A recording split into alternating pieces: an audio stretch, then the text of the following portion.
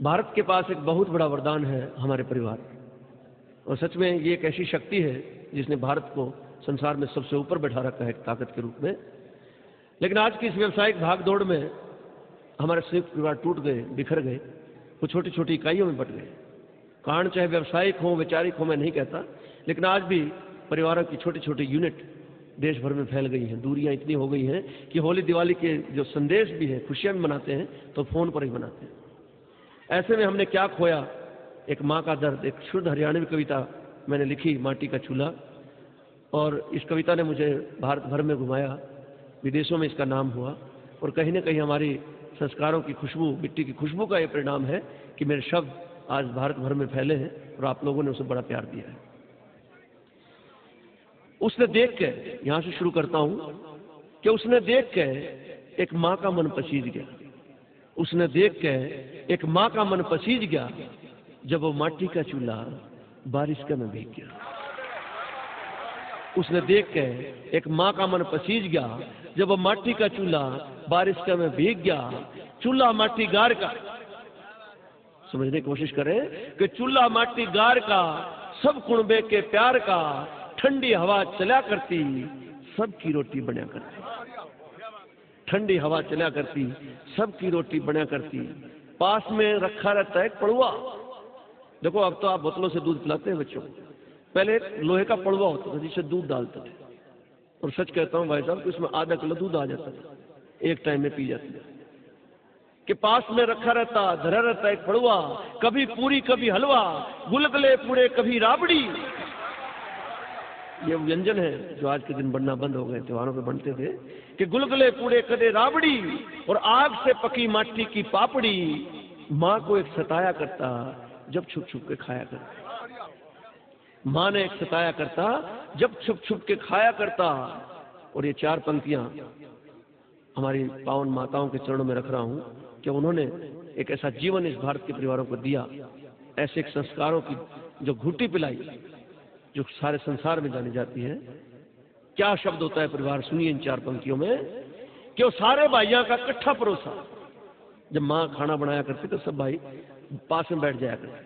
माँ के हाथ में 3 रोटियां रहती, एक हाथ पे, एक तवे पे, एक चूल्हे के नीचे सिका करती आग, कि वो सारे भाइयों का इकट्ठा परोसा। जब एक का मक्खन दूसरे ने खोसा, छीना, जब एक का मक्खन दूसरे ने खोसा। राम की थाली और लक्ष्मण का टूक, पेट सबके अलग अलग पर साजली सबकी भूख। राम की थाली, लक्ष्मण का टूक, पेट सबके अलग अलग पर साजली सबकी भूख। माँ जब लकड़ी से लाया करती, चूल्हे की आग भी बतलाया करती। पिताजी भी वही खाया करता, दुख सुख की बतलाया करता। पर घर हो जब बाहर की हो तैयारी, घर हो या बाहर के किसी मेहमान की हो तैयारी, उस चूल्हे की थी हर जगह भागीदारी। पर उसने कभी कराई जगह साई ना, घर का हो या बाहर का, कभी कच्ची रोटी खवाई ना।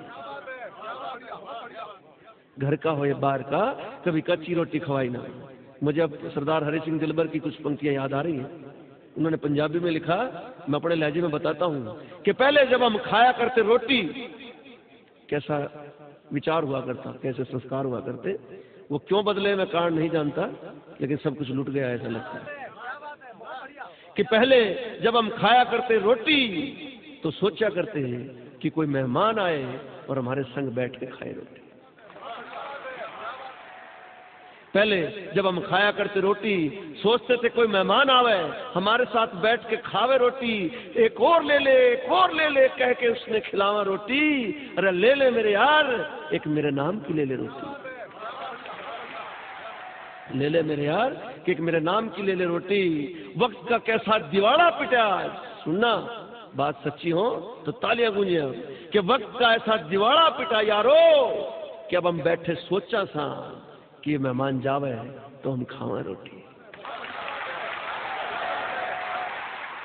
मेहमान जावे तो हम खावा रोटी। फिर वहीं पहुंचता हूं कि पिताजी भी वहीं खाया करता, दुख सुख की बतलाया करता। घर हो या बाहर की हो तैयारी, चूल्हे की थी हर जगह भागीदारी। पर उसने कभी कराई जगह साई ना, घर का हो या बाहर का, कभी कच्ची रोटी खवाई ना। अब कविता मोड़ लेती है, विडंबनाएं पैदा होती हैं, परिवार टूटने लगता है। कैसे?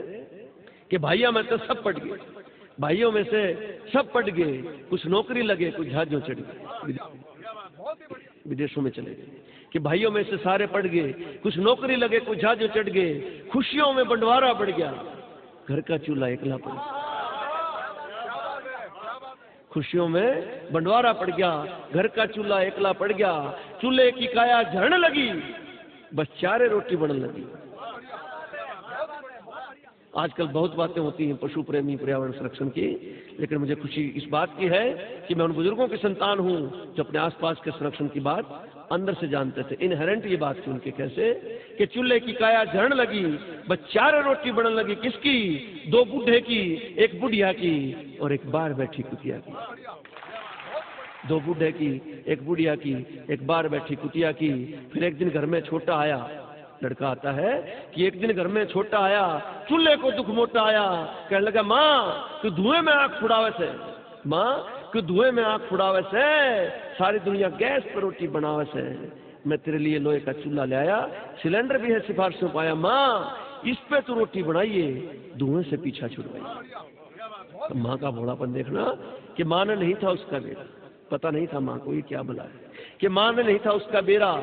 उसने लोहे के चूल्हे पे हाथ फेरा, कहने लगी मेरे बेटा मेरे मन की बात छुपे नहीं, तेरा ही लोहे का चूल्हा माटी से तो लिपे नहीं, तेरा ही लोहे का चूल्हा माटी से तो लिपे नहीं, इसको उठाए उठाए कहाँ हांडूंगी, इसने ठाए ठाए कहाँ हांडूंगी, ना इसका नैन ना इसका नक्शा कहाँ मैं पड़वा टांगूंगी। अब माँ की अभिलाषा देखिए, माँ की इच्छा क्या होती है, आप संसार पर विजय प्राप्त करें, लेकिन माँ सिर्फ इतना चाहती है कि उनका बेटा, उनका लाल, उनकी संतान खुश रहे, उसके पास रहे। माँ कहती है कि सुन मेरे बेटा, सुन मेरे बेटा, सुन मेरे लाल, मेरा सुख चाव ऐसे तो मैंने बताइए, और मेरे माटी के चूल्हे धो रहे एक बार सारे भाइयों में लाइए, मेरा सुख चाव ऐसे तो मैंने बताइए, और मेरा माटी के चूल्हे धो रहे एक बार सब भाइयों ने लाइए। कसम राम की मैं फूली नहीं समाऊंगी, बेशक से बुढ़िया हूं पर सबको अपने हाथ से बना के खिलाऊंगी, बेशक से बूढ़ी हूं पर सब भाइयों को अपने हाथ से बना के खिलाऊंगी। लड़का मान्या नहीं, छोरा मान्या नहीं, जुल्म कर गया, मिट्टी का चूल्हा छात पर धर गया। छोरा मान्या नहीं, जुल्म कर गया, माटी का चूल्हा छात पर धर गया। बूढ़े घुटने छत पे चढ़ते नहीं, लड़के भी आके माँ का हाल आंखों में पड़ते नहीं। अब तो बूढ़ी उम्मीद गोबर और गारे लावे से, अच्छा सा घोल बना के बस छत की तरफ लखावे से, बस छत की तरफ लखावे से, और जब भी बरसे से मी चूल्हा खुले में बीजे से, और एक माँ का मन बार बार पसीजे से, बार बार पसीजे से, बार बार।